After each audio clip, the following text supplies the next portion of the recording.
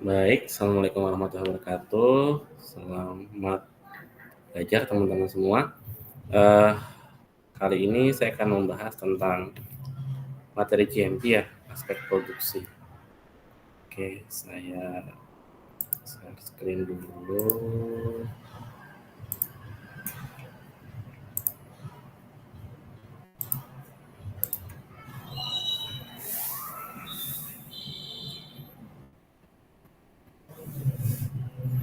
Baik, teman-teman, kemarin juga sudah dipresentasikan juga oleh teman-teman presenter dan cukup baik. Di sini saya cuma ingin menegaskan beberapa hal. Nah, ini topiknya, teman-teman bisa lihat.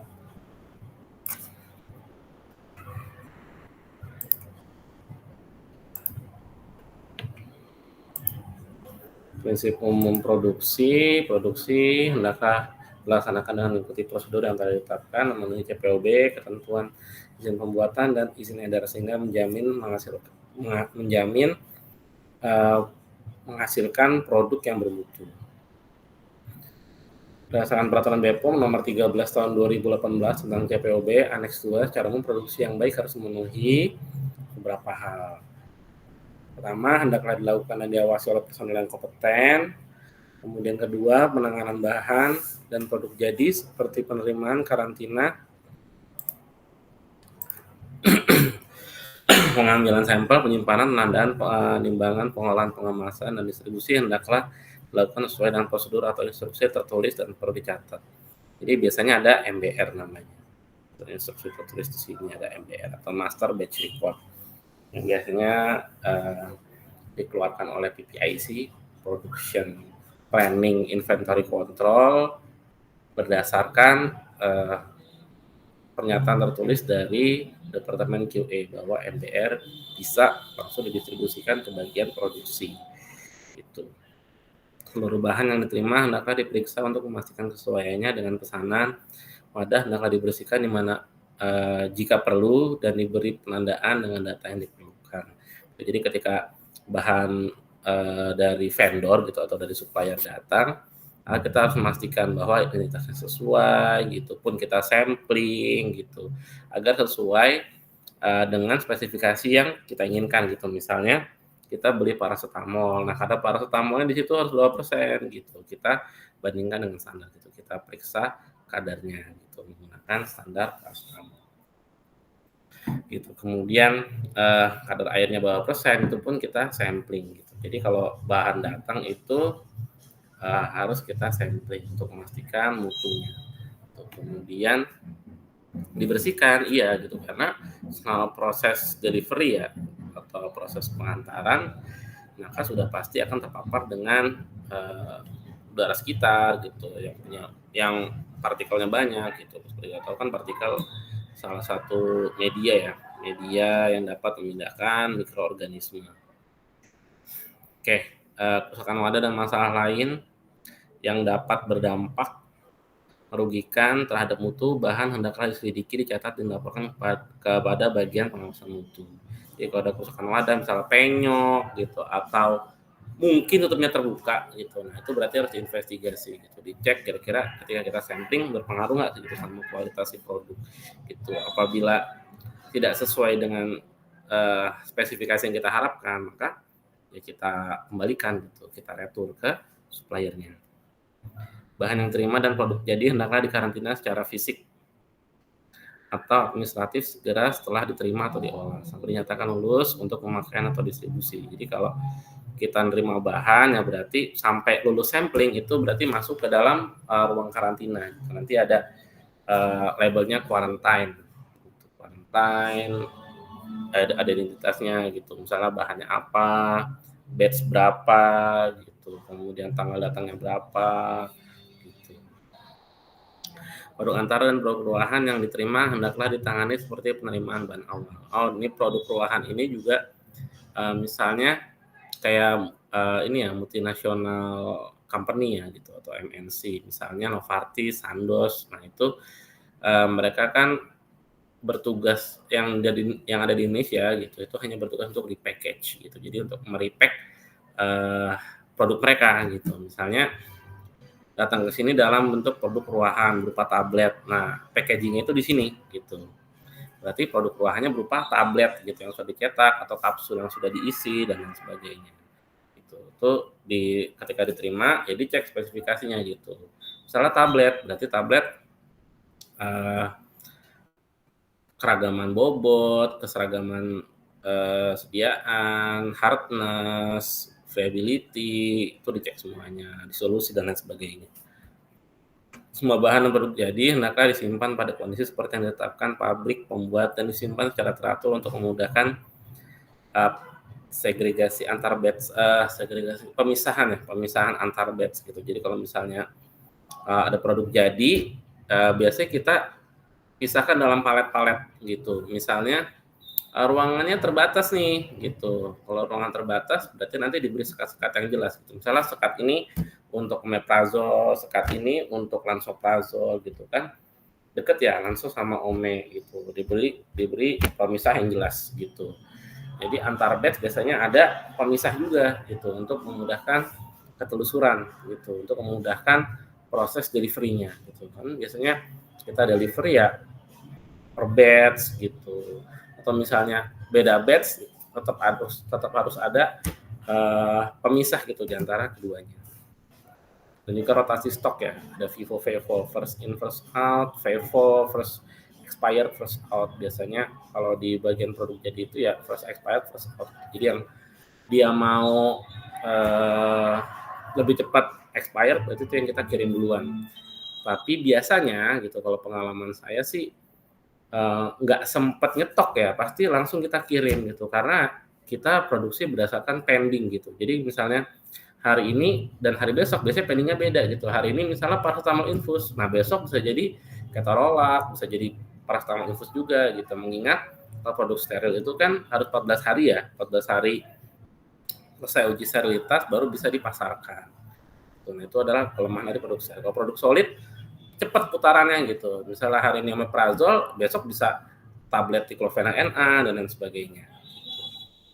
Kembalikan hasil nyata dan rekonsiliasi jumlah hendaklah dilakukan sedemikian untuk memastikan tidak ada penyimpanan dari batas yang telah ditetapkan. Jadi kalau misalnya ada rekonsiliasi jumlah gitu, misalnya kita produksi 100.000 ampul gitu, terus hasil dari yield yang kita dapatkan gitu, dari hasil kita sudah melakukan pengemasan sekunder gitu, itu misalnya sekitar 98.000. Nah, 2.000-nya itu kita harus tahu dari mana gitu. Ini 2.000 dari mana gitu. Nah, biasanya ada reject, ada sampling gitu. Nah, itu kita harus tulis dalam MBR-nya gitu. Misalnya untuk di sampling, misalnya dia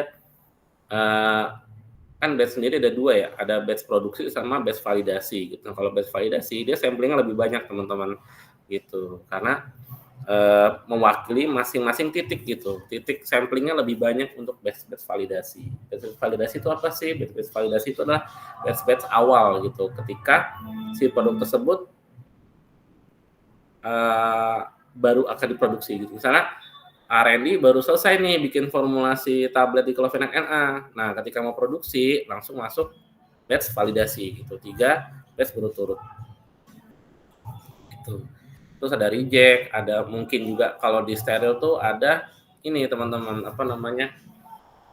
Kehilangan yield di filter gitu. Karena di filter biasanya nyisa teman-teman gitu. Makanya setelah proses filtrasi ya biasanya kita flushing gitu. Kita bersihkan filter tersebut gitu, kemudian baru nanti disimpan gitu, dikemas, disimpan di tempat yang sesuai gitu dengan petunjuknya. Pengolahan produk yang berbeda tidak boleh dilakukan secara bersamaan atau bergantian dalam ruang kerja yang sama kecuali tidak ada resiko dari campur bauran ataupun kontaminasi silang. Pengalaman saya itu kalau misalnya kita produksi paracetamol infus gitu. Nah, nggak boleh tuh di ruang mixing tersebut kita juga mixing misalnya asam tranexamat gitu, asam tranexamat injeksi gitu, yang ampul 5 mili ya. Itu nggak boleh tuh kita dalam satu ruang mixing itu ada 2 itu gitu. Makanya biasanya kalau diproduksi selalu kita pisah gitu. Ruang mixing 1 misalnya anu gitu, misalnya infus paracetamol.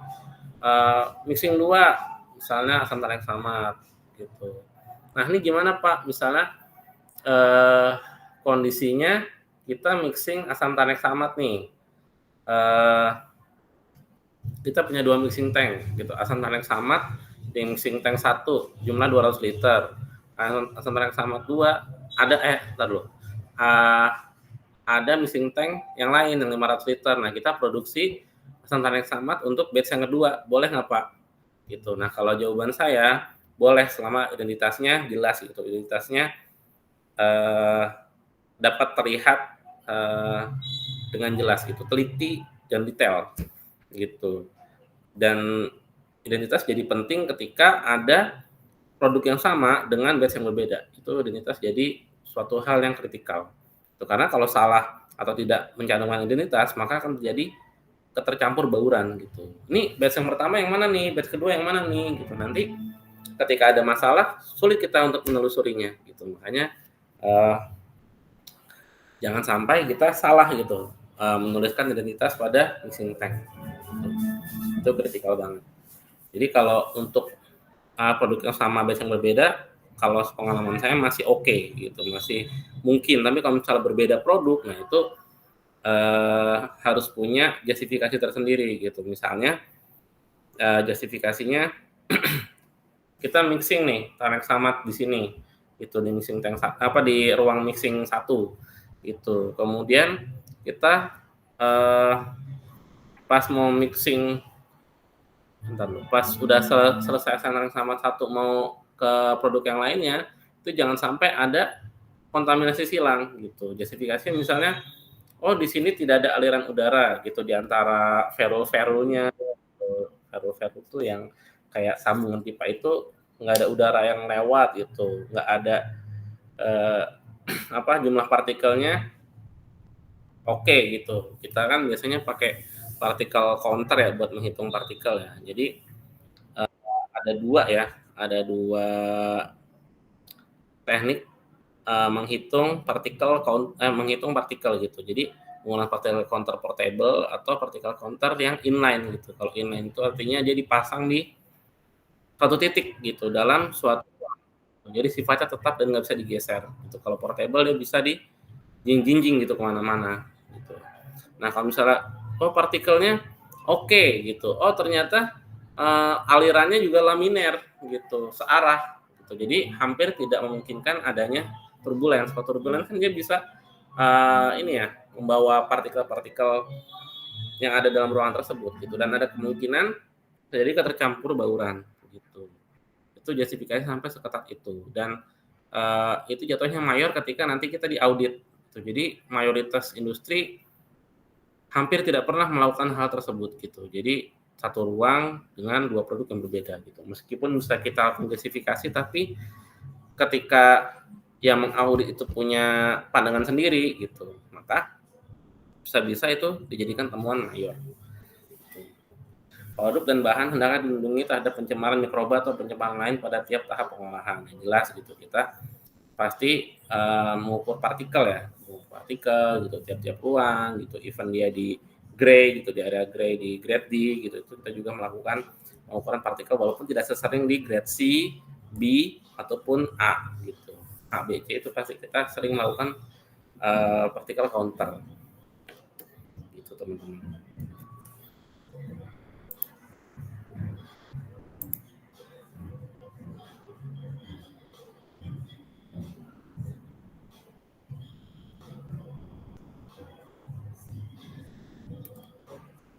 Oke.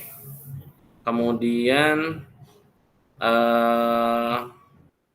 bila bekerja dengan bahan atau produk kering, hendaknya dilakukan tindakan khusus untuk mencegah debu timbul serta penyebarannya gitu. Jadi kalau misalnya kita menjalankan produk yang biasanya solid ya gitu, ataupun yang lain lah gitu yang bisa menyebabkan debu gitu, menyebarkan fines, maka biasanya kita pakai alat penghisap debu ya, kayak vakum dan lain sebagainya gitu. Agar apa gitu, agar menghindari adanya kontaminasi gitu. Dan makanya gitu setiap secara frequently ya, itu ruangan-ruangan pasti dibersihkan oleh cleaner itu untuk menghindari hal tersebut terjadi.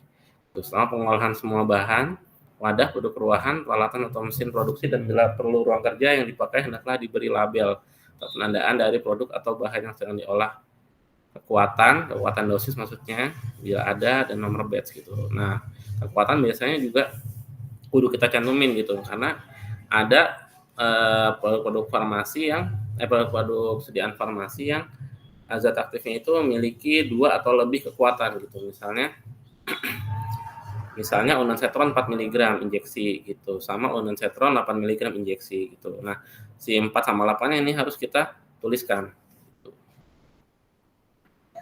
Kemudian label pada wadah, alat, atau ruangan hendaklah jelas, tidak berarti ganda, dan dengan format yang telah ditetapkan. Gitu. Jadi harus jelas penulisannya di situ. Nama, gitu, status ruangan, gitu. Biasanya kan ada label please clean, gitu. Kalau misalnya mau dibersihkan, ya berarti please clean. Kita habis selesai pakai, gitu. Kita habis selesai mixing. Kalau dia ruang mixing, maka langsung ditulis please clean, gitu. Jadi sebelum produk selanjutnya mau diproduksi, mau di mixing, maka ruangannya harus dibersihkan terlebih dahulu. Selain alat-alatnya juga ya teman-teman. Pemeriksaan perlu dilakukan untuk memastikan pipa penyalur dan alat lain untuk transfer produk dari satu ke tempat lain telah terhubung dengan benar. Penyimpangan terhadap instruksi atau prosedur sedapat mungkin dihindarkan. Bila terjadi penyimpangan, maka hendaklah ada persetujuan tertulis dari kepala bagian pemastian mutu, dan bila perlu melibatkan bagian pengawasan mutu. Jadi kalau misalnya ada penyimpangan atau deviasi gitu, misalnya kayak saya kemarin, saya dulu pas mixing dobutamin HCl gitu, itu kan misalnya di MBR kan tulisannya 80 liter ya gitu. Kemudian karena batch antar batch sebelumnya itu selalu TMS ya, kadarnya di bawah 95 gitu, maka saya kurangi si volumenya gitu dengan harapan kadar lebih 100%. Itu si pengurangan volumenya itu harus dicatat dalam form deviasi dan dilaporkan kepada bagian compliance di QA biasanya. Akses ke fasilitas produksi hendaknya dibatasi hanya untuk personil yang berwenang. Ya, jadi misalnya orang cetak tablet, ya berarti yang di situ ya hanya orang cetak tablet gitu, nggak usah ada orang mixing,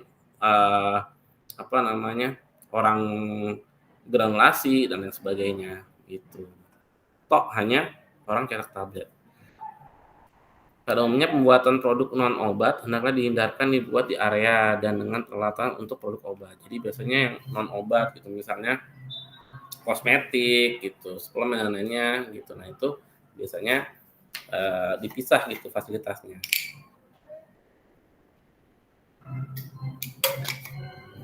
Kemudian ini kita bicara lebih advance soal bahan awal. Pembelian bahan awal adalah suatu aktivitas penting, oleh karena itu hendaklah melibatkan staf yang mempunyai pengetahuan khusus dan menyeluruh pada masuk. Pembelian bahan awal sebaiknya mengikuti aspek-aspek berikut. Gitu. Jadi pembelian bahan awal hendaklah hanya dari pemasukan telah disetujui dan memenuhi spesifikasi yang relevan. Dan bila memungkinkan langsung dari produsen. Dianjurkan agar spesifikasi yang dibuat oleh pabrik pembuat untuk bahan awal dibicarakan dengan pemasok gitu. Makanya kemarin kita sudah bahas adanya audit ya gitu. Adanya audit untuk pembelian bahan awal. Gitu. Kemudian semua penerimaan, pengeluaran dan jumlah bahan risah akan dicatat. Ini juga penting gitu untuk mengetahui dan untuk merencanakan kita mau belinya kapan gitu. Misalnya taruhlah kita punya 500 kg paracetamol gitu. Sekali produksi kita membutuhkan 20 kg. Nah, ini udah sisa tinggal 30 kilo. Nah, berarti kan dengan adanya catatan yang rapih ya, yang detail, maka kita bisa merencanakan bahwa ketika 30 kilo itu kita harus sudah beli. Pertimbangkan lead time juga ya gitu, waktu menunggu si bahan tersebut datang. Semua penerimaan, pengeluaran, dan jumlah bahan hendaklah dicatat. Tiap bahan awal hendaklah memenuhi spesifikasi dan diberi label dengan nama yang dinyatakan dalam spesifikasi. Itu. Tiap pengiriman atau batch bahan awal hendaklah diberi nomor rujukan yang akan menunjukkan identitas pengiriman atau batch selama penyimpanan dan pengolahan. Apabila dalam suatu pengiriman terhadap lebih dari satu batch, maka untuk tujuan pengambilan sampel, pengujian, dan pelurusan hendaklah dianggap sebagai batch yang terpisah. Itu. Jadi kalau misalnya batch-nya berbeda, si bahan awal itu ya, jadi raw material ataupun packaging material ya, itu kalau batch-nya beda maka kita samplingnya berbeda juga gitu. Misalnya batch 1A sama 1B, berarti 1A sendiri, 1B. Jangan dijadikan sekali gitu, sekaligus gitu, itu tidak tepat.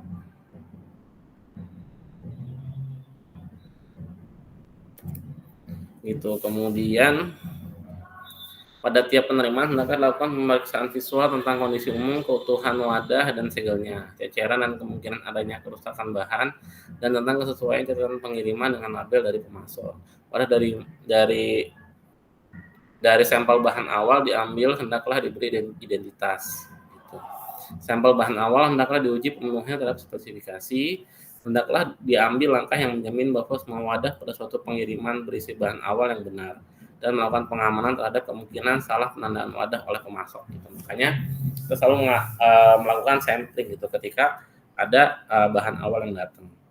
Bahan awal yang terima hendaklah dikarantina sampai disetujui. Jadi nggak boleh dipakai dulu tuh sama orang-orang produksi gitu sebelum bahan awal yang dikirim sama produsen tersebut sudah selesai disampling gitu oleh bagian QC gitu. Nah kalau QC sudah sampling dan sudah dapat hasilnya maka dilaporkan ke bagian pemastian mutu. Gitu. Jadi kalau sudah diluluskan pengawasan mutu, disposisi ke pemastian mutu oke, nah berarti dari produksi sudah bisa menggunakan. Itu pun biasanya di MBR itu ada tulisannya gitu, menggunakan biasanya menggunakan paracetamol apa gitu, dan ada industri yang mencantumkan batch-nya juga gitu, walaupun itu nggak jamak. Label hendaklah memuat keterangan paling sedikit sebagai berikut: nama bahan dan bila perlu nomor kode bahan, nomor batch atau kontrol yang diberikan pada saat penerimaan bahan, terus bahan, tanggal kadaluarsa atau tanggal uji ulang bila perlu. Untuk menjamin identitas isi bahan awal dari tiap wadah hendaklah dibuat prosedur atau dilakukan tindakan yang tepat. Label yang menunjukkan status bahan awal hendaklah ditempelkan hanya oleh personil yang ditunjuk oleh kepala bagian pengawasan mutu. Gitu. Jadi kalau biasanya nih orang-orang rawmet ya, orang-orang QC material gitu, yang menempelkan status bahan awal gitu, entah dia quarantine, entah dia pass gitu, atau lulus, atau reject gitu. Nah itu yang menuliskan biasanya orang bagian QC rawmet gitu, atau raw material, orang pengawasan mutu yang mengawas soal bahan awal. Persediaan bahan awal hendaklah diperiksa secara berkala untuk meyakinkan bahwa wadah tertutup rapat dan diberi label dengan benar dan dalam kondisi yang baik. Hanya bahan awal yang sudah diluluskan oleh bagian pengawasan mutu dan masih dalam masa simpan yang boleh digunakan.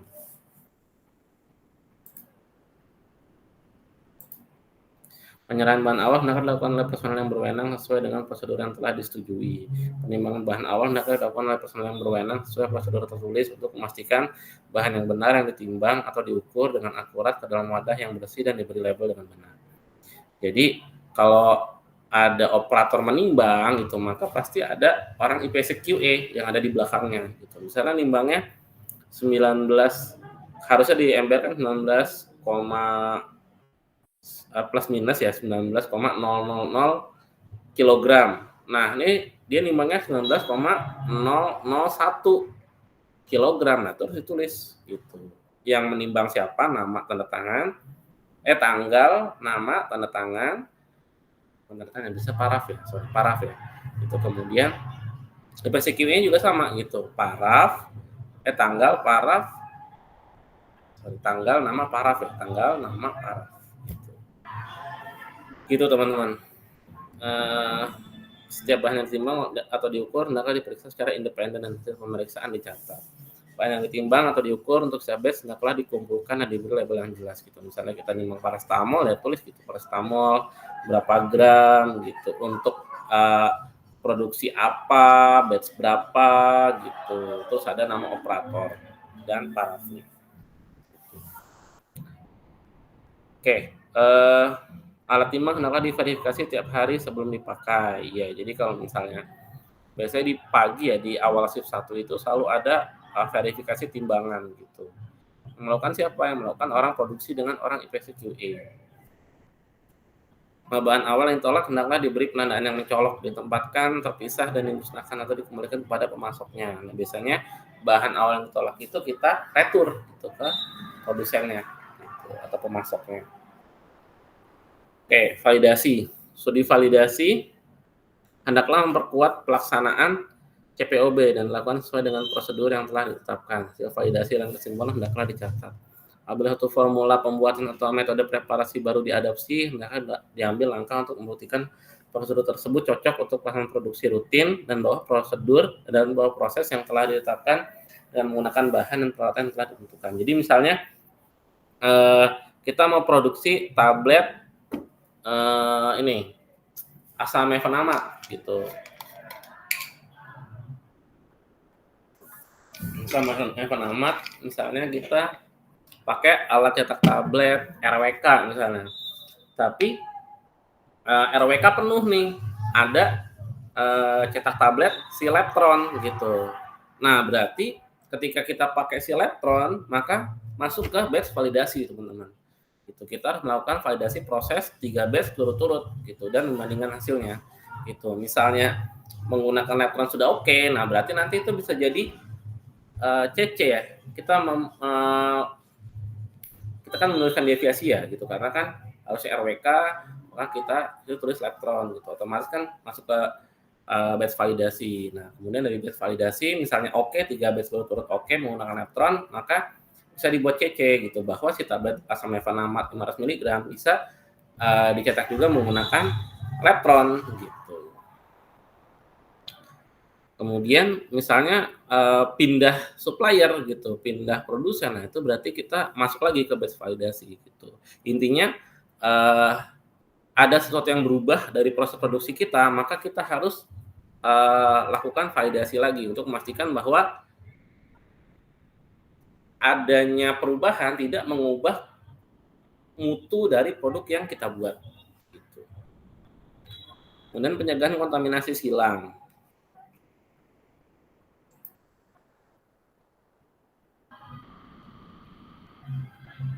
Oke, pencegahan kontaminasi silang, resiko pencemaran silang ini dapat timbul akibat tidak terkendalinya debu, gas, uap, percikan atau organisme dari bahan atau produk yang sedang diproses dari sisa yang tertinggal pada alat dan pakaian kerja operator. Di antara pencemar yang paling berbahaya adalah bahan yang dapat menimbulkan sensitisasi kuat, preparat biologis yang mengandung mikroba hidup, hormon tertentu, bahan toksik, dan bahan lain berpotensi tinggi. Dan ini hendaklah diperiksa secara berkala sesuai prosedur yang ditetapkan. Jadi teman-teman ketika misalnya shift 1 kan misalnya jam 8 sampai jam 17 gitu. Nah, dari jam 8 sampai jam 12 kan istirahat tuh teman-teman ya.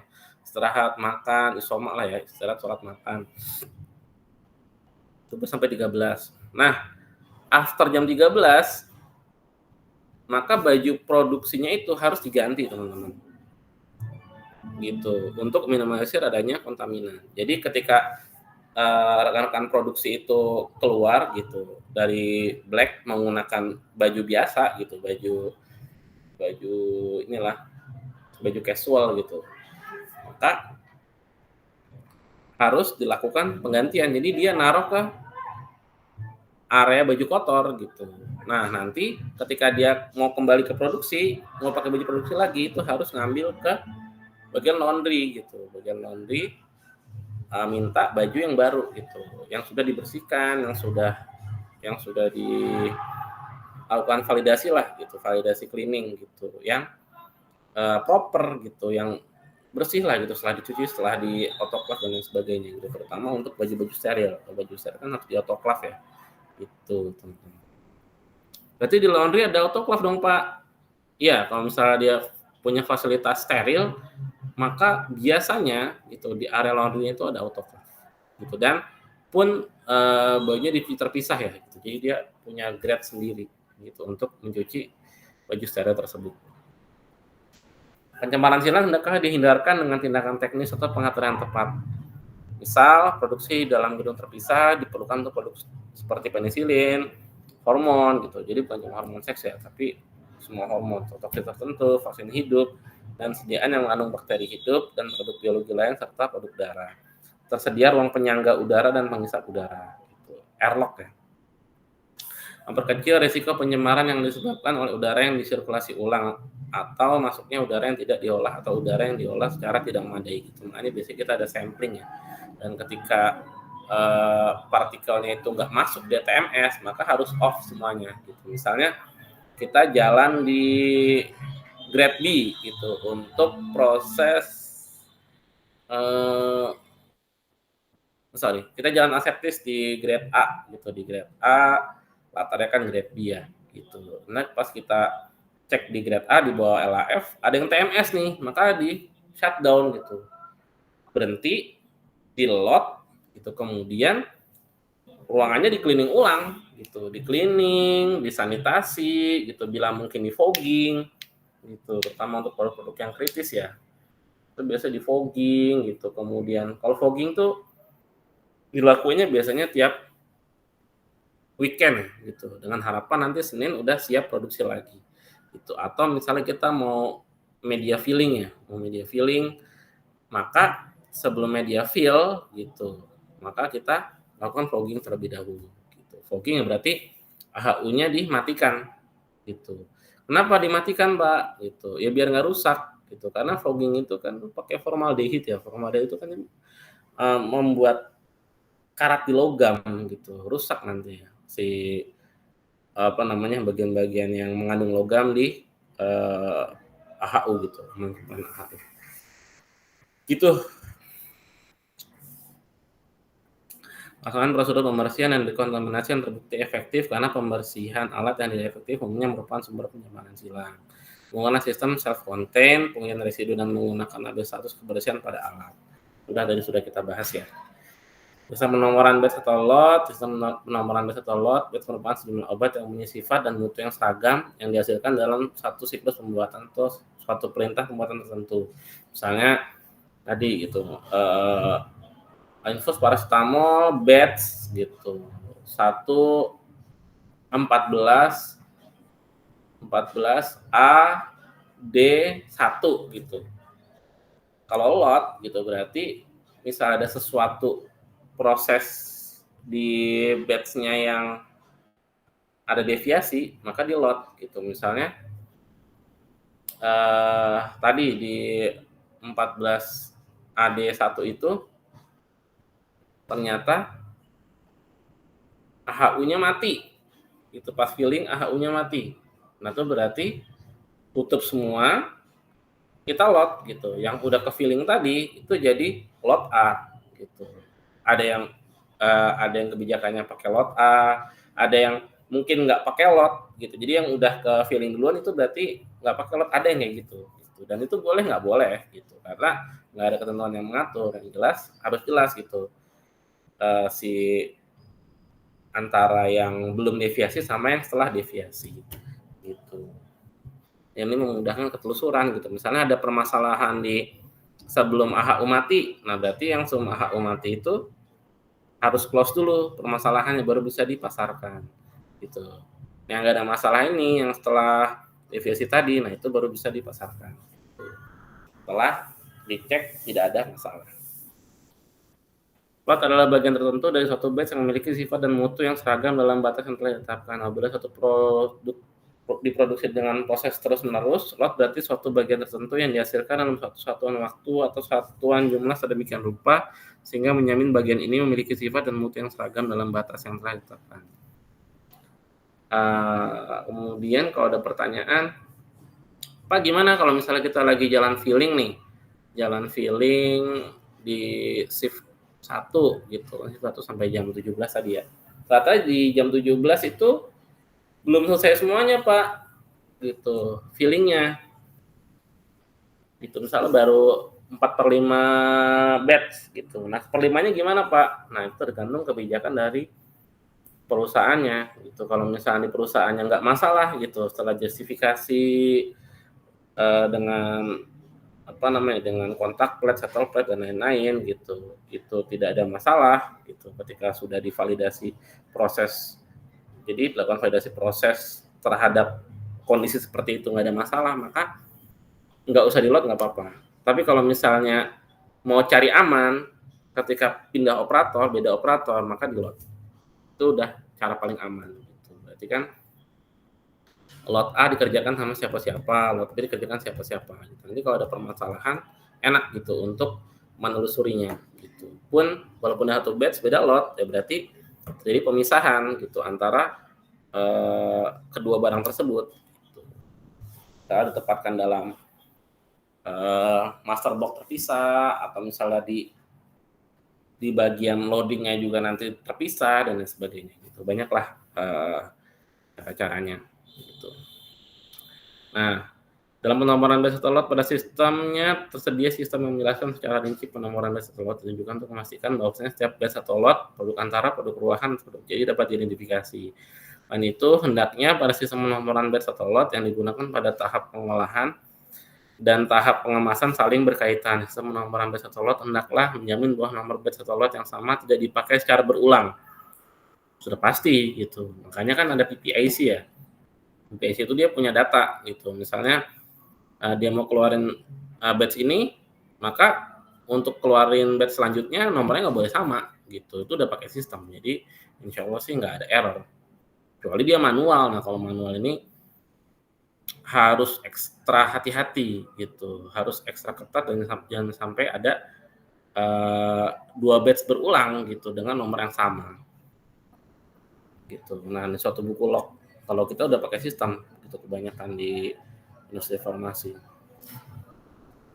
Penimbangan penyerahan, kapasitas, ketelitian dan ketepatan alat timbang dan alat ukur yang dipakai hendaklah sesuai dengan jumlah bahan yang ditimbang atau ditakar untuk menghindarkan terjadinya ketercampur bauran, pencemaran silang, hilangnya identitas dan keraguan, maka hanya bahan awal, produk antara, dan produk ruahan yang terkait satu batch saja yang boleh ditempatkan dalam area penyerahan. Kegiatan penimbangan dan penyerahan hendaklah dilakukan dengan memakai peralatan yang sesuai dan bersih. Bahan awal, produk antara, dan produk ruahan yang diserahkan hendaklah diperiksa ulang kebenarannya dan ditandatangani oleh supervisor produksi sebelum dikirim ke area produksi. Sudah ditimbang atau dihitung. Bahan untuk tiap batch hendaklah disimpan dalam satu kelompok dan diberi penandaan yang jelas. Pengembalian. Bahan awal, bahan pengemas, produk antara, dan produk ruahan yang dikembalikan ke gudang penyimpanan hendaklah didokumentasikan dengan benar dan direkonsiliasi gitu, dihitung kembali semuanya.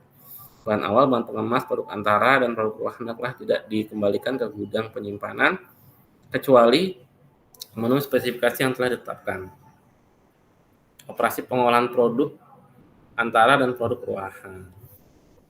Kegiatan pembuatan produk yang berbeda tidak boleh dilakukan bersamaan atau berurutan dalam ruang yang sama kecuali tidak ada risiko terjadi ketercampur bauran atau pencemaran silang. Gitu. Kondisi lingkungan yang dipantau gitu. Kita kan punya particle counter gitu. Counter, ada termohygrometer. Termohygrometer adalah alat untuk mengukur suhu dan RH secara bersamaan gitu. Kalau kita kan tanya termometer ya. Kalau di industri pakainya termohygrometer. Oke, kegiatan pengolahan dimulai hendaklah diambil langkah untuk memastikan area pengolahan dan peralatan bersih dan bebas dari bahan awal, produk, atau dokumen yang tidak diperlukan untuk kegiatan pengolahan yang akan dilakukan. Jadi, misalnya nanti kita udah cleaning ruangan nih, clearnya udah cleaning ruangan, cleaning alat, itu nanti ada orang IPC QA juga gitu yang ngecekin gitu, nanti dia swab gitu, kemudian dicek gitu apa namanya terdapat partikel atau apa gitu. Biasanya dari IPC QA akan ke bagian QC mikro atau QC yang ngitung cemaran gitu, yang mengukur cemaran kimia maksudnya gitu kan. Kalau mikro kan cemaran mikrobiologi ya, cemaran bakteri, virus, partikel dan lain sebagainya.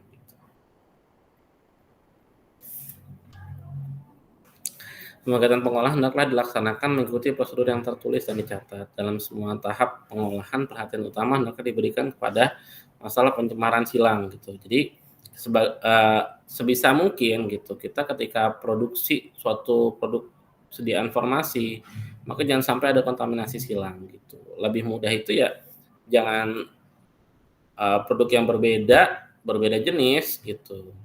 Itu ya sebisa mungkin di ruangan yang terpisah gitu, ngantri gitu. Jadi setelah ini selesai, cleaning dulu, inspeksi dulu, baru nanti kalau udah dinyatakan clean baru boleh dengan produk yang berbeda. bahan produk kering, sistem menghisap udara yang efektif hendaklah dipasang dengan letak lubang pembuangan sedemikian rupa untuk menghindarkan pencemaran dari produk atau proses lain. Pemakaian peralatan gelas sedapat mungkin dihindarkan. Ayakan pan hendaklah diperiksa terhadap keausan atau kerusakan sebelum dan setelah pemakaian. Jadi biasanya industri yang baik itu kita melakukan namanya TPM, Total Performance Maintenance. Jadi kemarin kita sudah bahas juga tentang APR ya, Annual Product Review. Nah itu biasanya juga di APR kita juga membahas mesin gitu, performa mesin kita. Nanti teman-teman berkenalan dengan PQ, Performance Qualification. Jadi nanti di situ kelihatan performa mesin kita gitu. Ketika dia sudah mulai menurun, gitu, maka sudah saatnya dia turun mesin. Sama seperti motor ya. Motor atau mobil teman-teman kan kalau udah jangka waktu tertentu ya harus diservis gitu, diganti part-partnya yang tidak baik gitu, yang sudah di bawah standar gitu. Agar apa? Agar performanya tetap baik gitu, terutama untuk mesin produksi. Karena berkaitan dengan kualitas produk yang akan kita pasarkan. Pencampuran granulasi, mesin pencampur, pengayak, dan pengaduk hendaklah dilengkapi dengan sistem pengendali debu kecuali digunakan sistem tertutup. Jadi kalau sistem ya berarti nggak masalah. Tapi kalau di open system ya berarti harus ada dust collecting, vakum gitu, seperti vacuum cleaner itu untuk menyedot debu di area tersebut gitu. Setiap proses pencampuran, pengadukan, dan pengeringan hendaklah tercantum dalam dokumen produksi induk atau MBR dan dipantau selama proses berlangsung serta dicatat dengan catatan batch. Kantong filter yang dipasang pada mesin pengering fluid bed atau FBD ya, fluid bed dryer, tidak boleh dipakai untuk produk yang berbeda tanpa pencucian terlebih dahulu. Nah, ini sama seperti ketika kita di steril, kita proses filtrasi, misalnya kita filtrasi oksitosin gitu. Kita filtrasi oksitosin, maka filter oksitosinnya itu nggak boleh dipakai buat produk lain gitu. Misal asam tranexamat, ketorolaktometamin gitu, bupivacain dan lain sebagainya, itu nggak boleh. Itu big no. Makanya filter ataupun kantong FBD ini sifatnya dedicated. Jadi cuma boleh buat produk itu aja. Itu nggak boleh buat produk lain. Pak, gimana misalnya kita kepepet nih, kita kapsul filternya habis nih, filter 0,45 mikronnya habis, cuma ada 0,5 mikron punyanya WFI gitu. Ini water for injection. Kan kadang-kala juga kalau di industri steril juga kita produksi WFI ya. Gitu untuk untuk banyak tujuan lah gitu, untuk infus dan sebagainya, untuk keperluan rekonstruksi dan juga kepentingan lainnya gitu. Nah itu boleh karena justifikasinya adalah WFI inert ya, harusnya nggak memberikan efek yang tidak diinginkan gitu, nggak mencampur, nggak merubah konsentrasi dari zat aktif yang mau kita proses produksi gitu. Cetakan tablet, mencetak tablet hendaknya dilengkapi dengan fasilitas pengendali debu yang efektif ya, sama seperti tadi ya gitu. Penyalutan dari yang dialirkan ke dalam panci penyalut untuk pengeringan hendaknya disaring dan mempunyai mutu yang tepat. Peralatan penyalut hendaknya dibuat dan digunakan dengan cara sedemikian rupa untuk mengurangi resiko pertumbuhan mikroba. Pembuatan dan pemakaian larutan penyalut hendaknya didokumentasikan. Pengisian kapsul keras, tangan kapsul hendaknya diperlakukan seperti bahan awal, jadi tetap harus dicek ya. Jadi ketika datang dari supplier harus dicek juga, gitu. Karena itu kan kemas primer. Kemas primer adalah packaging yang bersentuhan langsung dengan si sediaan kita. Nah, kapsul hendaknya disimpan dalam kondisi yang dapat mencegah kekeringan dan kerapuhan atau efek lain yang disebabkan oleh pelembapan. Penandaan tablet, salut, dan kapsul. Pada proses ini, bila mana dilakukan penandaan pada produk atau batch yang berbeda dalam saat yang bersamaan, hendaklah dilakukan pemisahan yang memadai. Tinta yang digunakan untuk penandaan hendaklah yang memenuhi persyaratan untuk bahan makanan. Jadi tinta untuk proses stripping gitu. Atau misalnya kalau kita pernah lihat ya, habis disalut kan suka ada logo dari perusahaannya. Nah, itu kalau dia menggunakan logo seperti itu, tintanya itu harus food grade gitu, harus sesuai dengan standar yang minimal standar untuk bahan makanan. Produksi cair, krim, dan salep non-steril, penggunaan sistem tertutup untuk produksi dan transfer sangat dianjurkan. Ada produksi di mana produk atau wadah bersih pada ditutup terpapar ke lingkungan, hendaklah diberi ventilasi yang efektif dengan udara yang disaring. Gitu. Ya pasti industri itu kita pakainya kan AHU ya, air handling unit. Jadi sudah pasti closed system gitu dalam artian sistem tata udaranya. Gitu. Dan kita juga beri tekanan, jadi seharusnya udara yang ada di ruangan mixing itu nggak sampai masuk ke ruang granulasi gitu, atau mixing nggak sampai ke ruang cetak tablet gitu, atau ke salut tablet dan lain sebagainya. Nggak dari penimbangan nggak masuk ke bagian mixing gitu untuk sediaan liquid dan sebagainya. Tangki, wadah, pipa, dan pompa yang digunakan hendaklah desain dan dipasang sedemikian rupa sehingga memudahkan pembersihan dan bila perlu disanitasi. Ketelitian sistem mengukur hendaklah diverifikasi. Tongkat pengukur hendaklah terbuat dari bahan yang tidak bereaksi dan tidak menyerap. Misal bukan kayu. Gitu kan, kalau kayu pasti dia menyerap ya. Kita sudah tahu. Perhatian hendaklah diberikan untuk mempertahankan homogenitas campuran, suspensi, dan produk lain selama pengisian. Proses pencampuran pengisian hendaklah divalidasi. Tadi kita sudah bicara soal validasi proses. Gitu. Untuk 3 batch awal ya. Kalau udah 3 batch selesai, udah close gitu semuanya sesuai dengan spesifikasi, berarti kita bisa menggunakan batch biasa gitu, bukan batch validasi lagi. Yang artinya gitu, seharusnya yield yang kita dapatkan jauh lebih besar. Apabila produk ruahan tidak langsung dikemas, hendaklah dibuat ketetapan mengenai waktu paling lama produk ruahan boleh disimpan serta kondisi penyimpanannya. Dan ketetapan ini hendaklah dipatuhi. Nah, ini juga harus melalui validasi lagi gitu. Ketika kita memaparkan tablet tersebut di ruang karantina, nah itu harus berapa lama gitu. Kita udah cetak tablet nih, kita mau blistering atau kita mau stripping, maka berapa lama gitu. Misalnya kita validasi, oh nih 2 hari gitu. Nah, 2 hari itu maksimal di situ gitu. Misal nanti ada perusahaan rework atau apa, nah itu harus selesai sebelum 2 hari itu. Oke, teman-teman, itu mungkin yang bisa saya sampaikan. Kurang lebihnya mohon maaf. Semoga bermanfaat buat teman-teman semua. Saya cukupkan. Sekian. Wassalamualaikum warahmatullahi wabarakatuh.